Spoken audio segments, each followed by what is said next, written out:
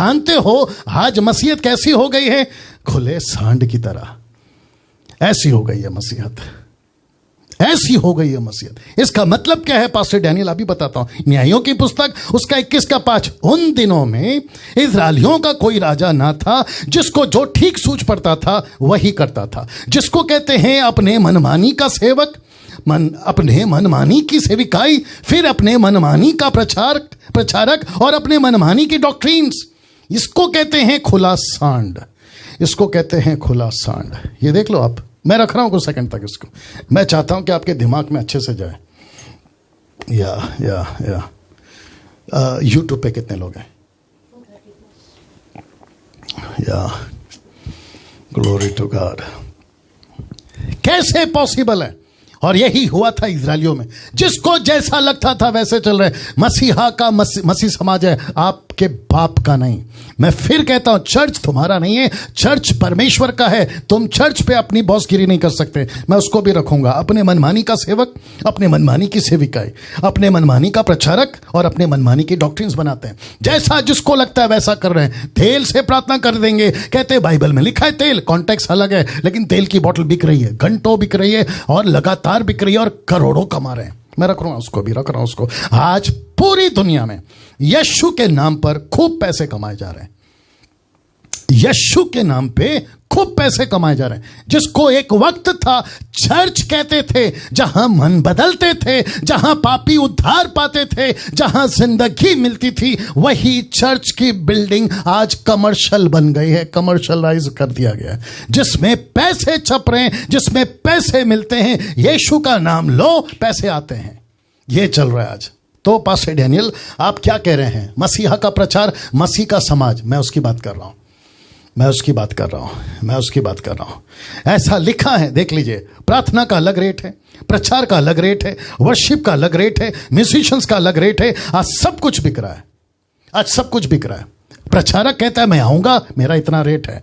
प्रचार के लिए मेरा, प्रार्थना के लिए मेरा इतना रेट है। मैं वर्शिप करूंगा लेकिन मेरा इतना रेट है। म्यूजिशियंस का मेरा इतना रेट है। आज सब कुछ बिक रहा है, आज सब कुछ बिक रहा है, आज सब कुछ बिक रहा है। गुस्से की सीमा नहीं है साहब, क्योंकि 20 साल मैं भी इसी में था और मैं अच्छे से जानता हूं कि मैं क्या बात कर रहा हूं।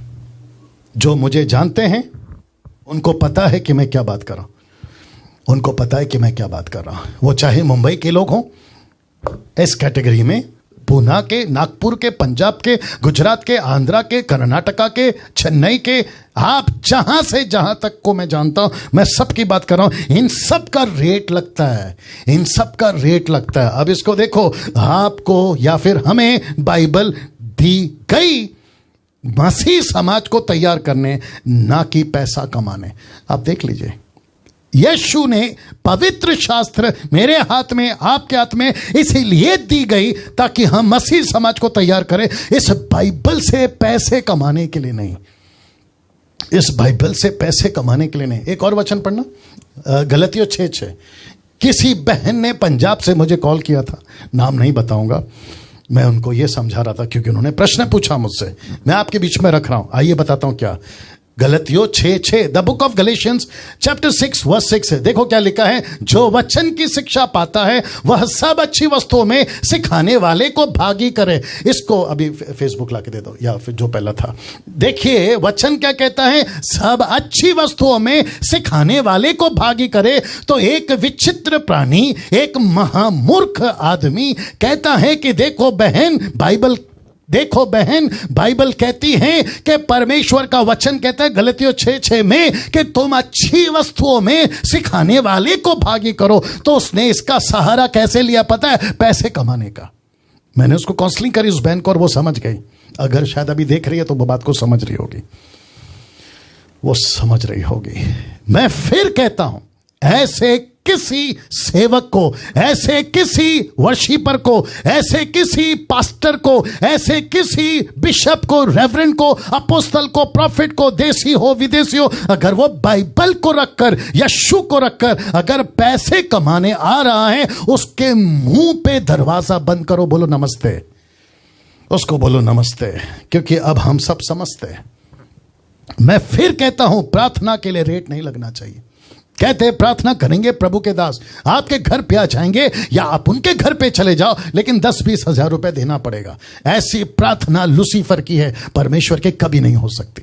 ऐसा सेवक लूसीफर का होगा, परमेश्वर का कभी नहीं होगा, जो खुद को बेच रहा है यीशु मसीह के नाम पे। यीशु मसीह के नाम पे आज कलीसियाओं में वन मैन शो चल रहा है। आपको मैं बताता हूं कैसे। मैं रिपीट करता हूं कि आज कलीसियाओं में वन मैन शो चल रहा है। पास्टर बन गया है बिग बॉस। पास्टर बन गया है बिग बॉस, और बिग बॉस कहता है, जरा फोटो देख लो, बिग बॉस कहता है मेरे चर्च को छोड़ के नहीं जाना।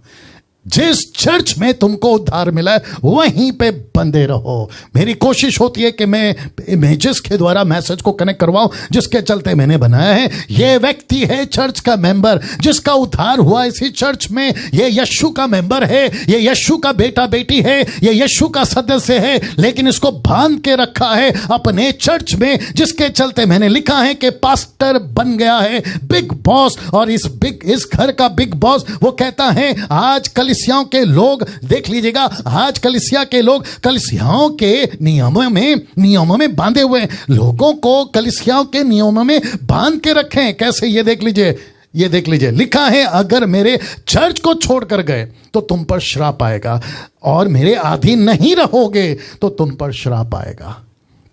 जबकि इनको क्या कहना चाहिए था, अगर यीशु को छोड़ के गए तो श्राप आएगा, यीशु से अलग हो गए तो श्राप आएगा। ये कहते हैं मेरे चर्च को छोड़ के गए तो श्राप आएगा, मेरे चर्च के पास्टर के अधीन न रहे तो श्राप आएगा। और कुछ मूर्ख लोग हैं, क्या कहते हैं पता है? मूर्ख लोग क्या कहते हैं कि पास्टर के विरोध में बात नहीं करना चाहिए, पास्टर के अगेंस्ट में बात नहीं करना चाहिए। एग्री करता हूं, करना भी नहीं चाहिए, इसलिए तो कहते हैं ना, follow your pastor if he follows his master. ऐसे सेवक हैं तो हम अधीन रहेंगे, ऐसे प्रचारक हैं तो हम अधीन रहेंगे। मैं अधीन रहूंगा। अगर मैं किसी चर्च का पास्टर हूं तो मैं उनसे अपेक्षा करता हूं, लेकिन ऐसों का क्या करें जो बिग बॉस बन के बैठे हैं?